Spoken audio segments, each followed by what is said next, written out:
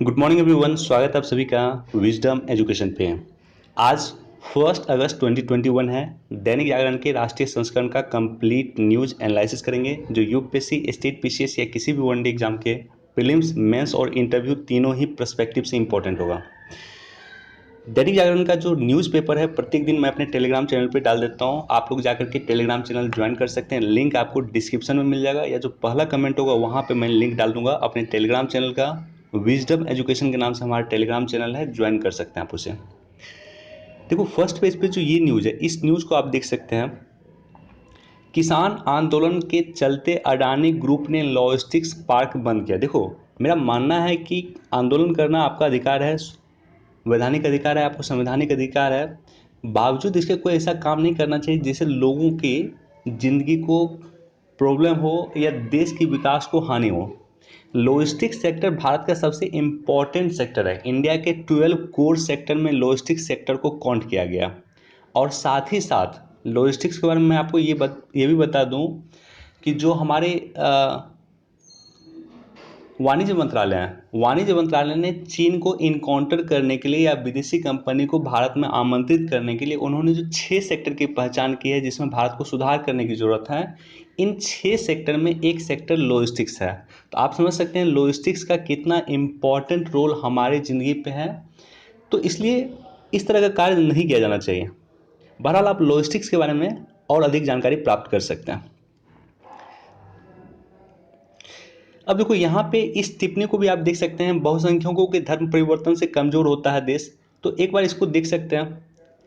देखो जो लव जिहाद का मैटर चलता है, लव जिहाद ऐसा नहीं है कि अदर रिलीजन में शादी करना मना है, ऐसा नहीं है। कोई भी आपको इसके लिए फोर्स नहीं कर सकता। भारत का संविधान आपको ये अधिकार देता है कि आप अदर रिलीजन में शादी कर सकते हैं, उससे कोई दिक्कत नहीं है।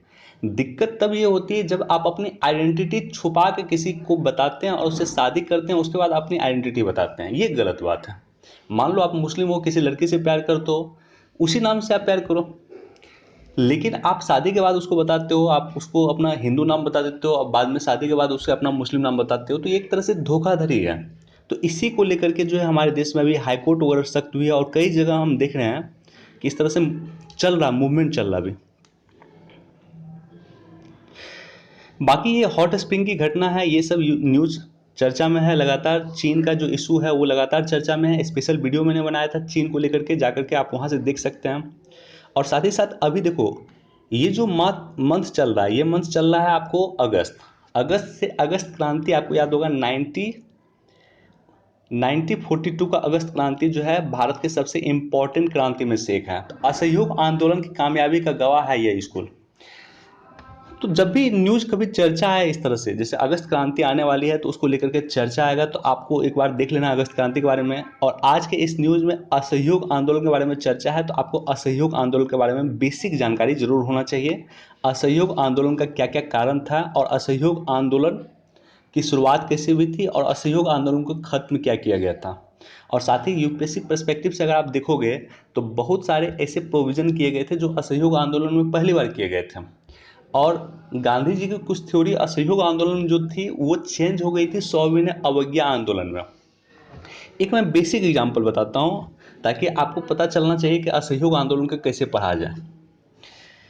देखो गांधी जी ने कहा था असहयोग आंदोलन के समय में किसानों से कि आप जो है लगान देना जो है आप बंद कर सकते हैं, मना कर सकते हैं। किसको?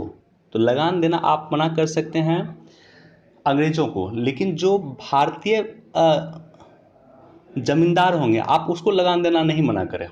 आप लगान देना अंग्रेजों को मना करें, लेकिन भारतीय जमींदार को लगान देना आप नहीं मना करें। लेकिन अगर आप देखो सविनय अवज्ञा आंदोलन में तो गांधी जी ने कहा कि आप अंग्रेजों को भी लगान देना मना करें, अंग्रेजों को भी लगान आपको नहीं देना है, और भारतीय जो बड़े जमींदार हैं उसको भी आपको लगान नहीं देना है।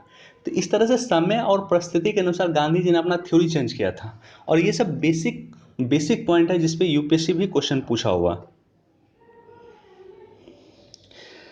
सेकेंड पेज पे एज सच कोई इंपॉर्टेंट न्यूज़ तो नहीं है। थर्ड पेज पे चलता हूँ। अब देखो यहाँ पे जो प्राइम मिनिस्टर ने संबोधित किया है हैदराबाद में है सरदार वल्लभ भाई पटेल राष्ट्रीय पुलिस अकादमी। जो आईपीएस होते हैं, आईपीएस की ट्रेनिंग जो है वो चलती है आपको इसी एकेडमी में जो सरदार वल्लभ भाई पटेल राष्ट्रीय पुलिस एकेडमी है और आईएएस की ट्रेनिंग चलती है आपको मसूरी में, लवासना में।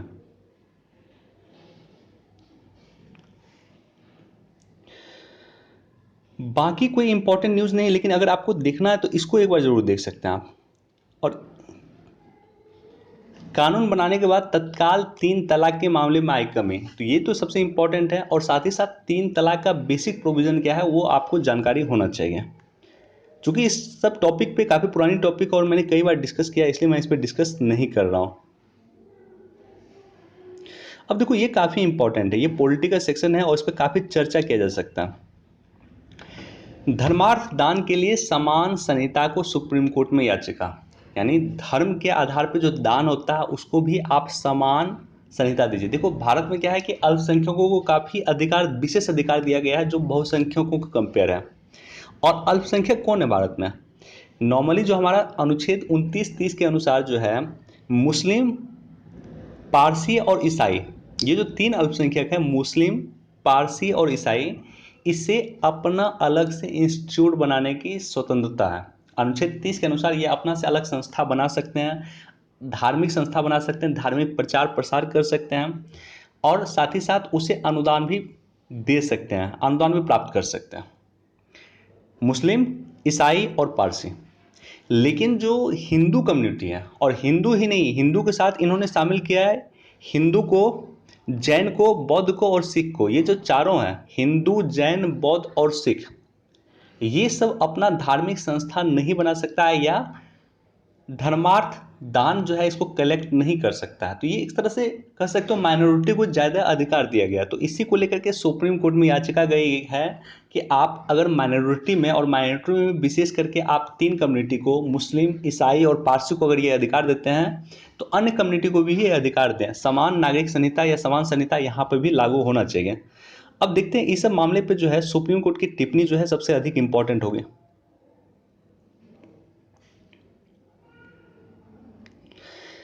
जाति आधारित जनगणना सभी के लिए हित में है, पीएम को पत्र लिखेंगे। देखो जाति आधारित जनगणना के लगातार बिहार मांग कर रहा है। क्यों?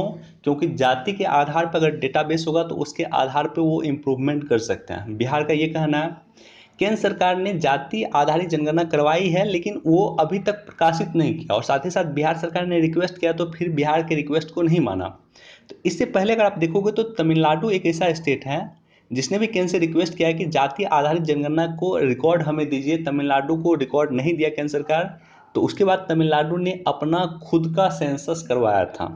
तो इसी तरह से विपक्ष सलाह दे रहे हैं जो हमारे बिहार के मुख्यमंत्री हैं कि आप एक काम कीजिए, अपने खर्चे पे सेंसस करवाइए।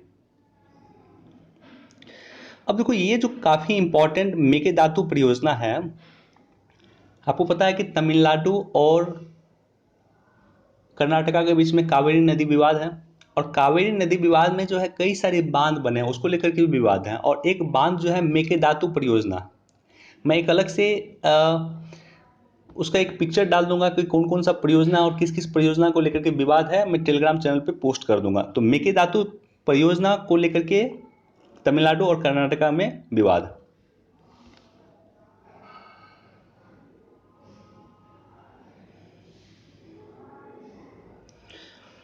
देखो तालिबान लगातार चर्चा में बना हुआ, और तालिबान को लेकर के स्पेशल मैंने डिस्कस किया था, राइट। एक बार फिर से मैं डिस्कस कर दूंगा कि वर्तमान में तालिबान को लेकर के क्या क्या किया जाना चाहिए।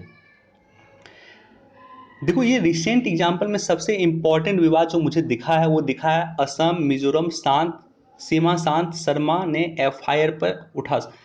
असम और मिजोरम के बीच में जो विवाद है, असम के पुलिस और मिजोरम के पुलिस एक दूसरे के सामने आ गए, दोनों ने एक दूसरे पर गोलियां चलाई, 6 पुलिस वाले की जान भी गई है। तो इस तरह का सीमा विवाद जो है 2 स्टेट के बीच में लंबे समय के बाद इतना कह सकते हो प्रभावी दिखा है या इतना उग्र रूप दिखा।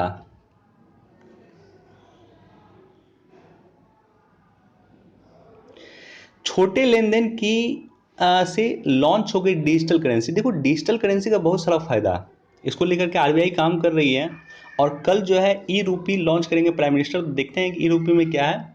लेकिन आपको ये याद रखना चाहिए कि डिजिटल करेंसी से काफ़ी फायदा है। जैसे कि करेंसी जो बनता है वो कागज़ से बनता है, और कागज़ के लिए पेड़ काटना होगा, तो अगर करेंसी नहीं होगा तो पेड़ कटना बंद हो जाएगा। दूसरा है कि करेंसी क्या होता है कि एक लिमिट सीमा होती है, करेंसी धीरे धीरे धीरे धीरे घिस जाता है, घिसने के बाद जो है वो खराब हो जाता है। तो वैसे कंडीशन में उसको रिप्लेस करना आरबीआई के द्वारा थोड़ा टफ होता है। तो ये सारे का सारा रीजन है कि डिजिटल करेंसी की ओर सरकार ध्यान दे रही है, और कल प्राइम मिनिस्टर ई रूपी लॉन्च करेंगे, तो देखते हैं, उसमें डिस्कस कर दूंगा एग्जैक्ट प्रोविजन उसका क्या है।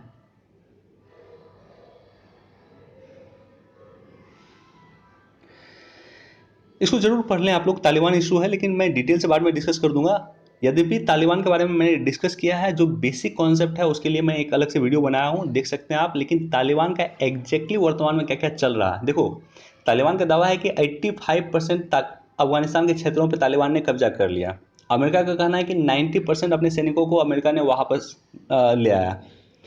तो अभी के समय में वर्तमान में तालिबान की क्या भूमिका है, अभी के समय में अफगानिस्तान गवर्नमेंट की क्या भूमिका, अभी के समय में पाकिस्तान की क्या भूमिका, अभी के समय में अमेरिका की क्या भूमिका, अभी के समय में रशिया की क्या भूमिका और भारत की क्या भूमिका है, तो एक स्पेशल वीडियो में मैं इस पर डिस्कस कर दूंगा।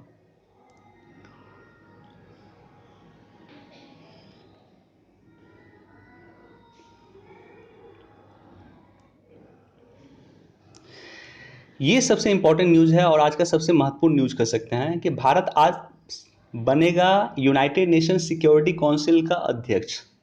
यूनाइटेड नेशन सिक्योरिटी काउंसिल में टोटल 15 मेंबर होते हैं, जिसमें 5 मेंबर जो है वो अस्थाई सदस्य होते हैं। 5 अस्थाई सदस्य में अमेरिका है, रूस है, चीन है,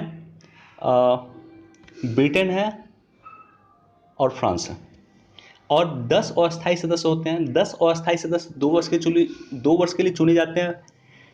भारत 2021 से लेकर के 2023 तक यूनाइटेड नेशन सिक्योरिटी काउंसिल का अस्थाई मेंबर चुना गया, और जो है प्रत्येक मंथ जो है अध्यक्षता चेंज होते रहता है। तो इस महीना यानी अगस्त माह 2021 का Bharat United nation security council का अध्यक्ष बन रहा है। पूरे महीना Bharat United nation security council का अध्यक्ष रहेगा, और निश्चित तौर पे अफगानिस्तान जैसे मुद्दों को भारत जो है उठाने का कोशिश करेगा।